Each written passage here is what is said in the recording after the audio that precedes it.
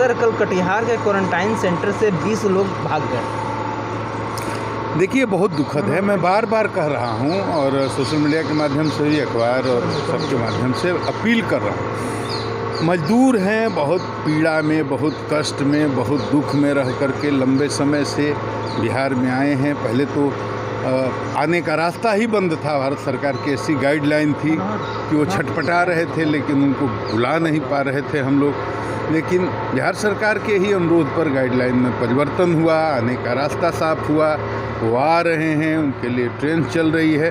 तो उनको ये अनुरोध किया जा रहा है बार बार कि बिहार को बचाना है, इस देश को बचाना है। कोरोना बहुत ही खतरनाक बीमारी है, तो ये उनके लिए, उनके परिवार के लिए, गांव के लिए, समाज के लिए, मोहल्ला के लिए भी बहुत ज़रूरी है कि वो आने के बाद अपना स्क्रीनिंग कराएं, उसके बाद ब्लॉक में जाएं, वहाँ क्वारंटाइन का पीरियड जो है निर्धारित, उसको बिता करके और उसके बाद बिल्कुल स्वस्थ हो करके, सुरक्षित होकर के अपने घर में पहुँचे, ताकि उनका परिवार सुरक्षित रहे, गांव, टोला, मोहल्ला और पूरा बिहार सुरक्षित रहे। ये वो समझते नहीं है, अज्ञानतावश जो भागे हों कितना बड़ा अपराध कर रहे हैं। तो उन पर लॉकडाउन के उल्लंघन का केस होगा, एपिडेमिक एक्ट भी लगेगा और उनके लिए बहुत मुश्किल होगी। हम ये करना ही नहीं चाहते। अपने मजदूर हैं, बिहार के बेटे हैं, उन पर केस हो, मुकदमा हो, उन पर चार्जशीट हो, उनका ट्रायल हो, उनको सज़ा मिले, ये बहुत ही दुखद है। एक आदमी को करने में हमको पीड़ा होती है,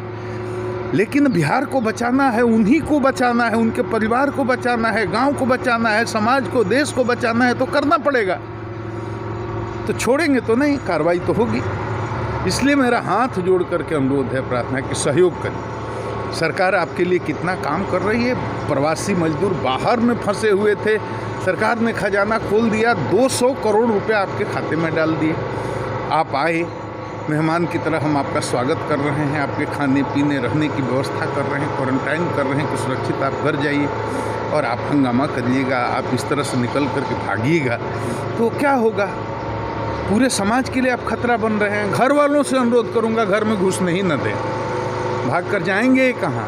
जब कोई घुसने नहीं देगा तो जाएंगे कहाँ? तो पूरे समाज को, पूरे गांव को, पूरे जनप्रतिनिधियों को, चौकीदार को और वहाँ के जो गांव के लोग हैं, सबको जग करके, संगठित हो करके और इसको डिस्करेज करना होगा। घर वालों को कहना चाहिए कि बिना टेस्ट किए, बिना क्वारंटाइन हुए घर में आपको घुसना नहीं।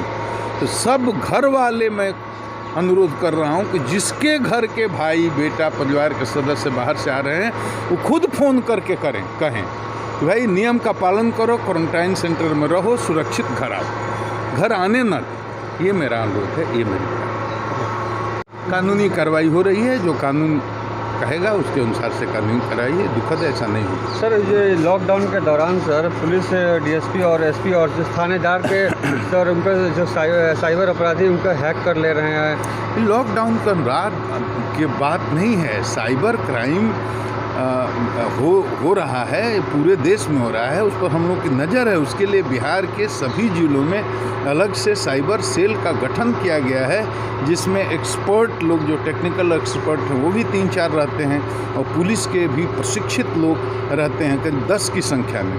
वो इस पर काम कर रहे हैं।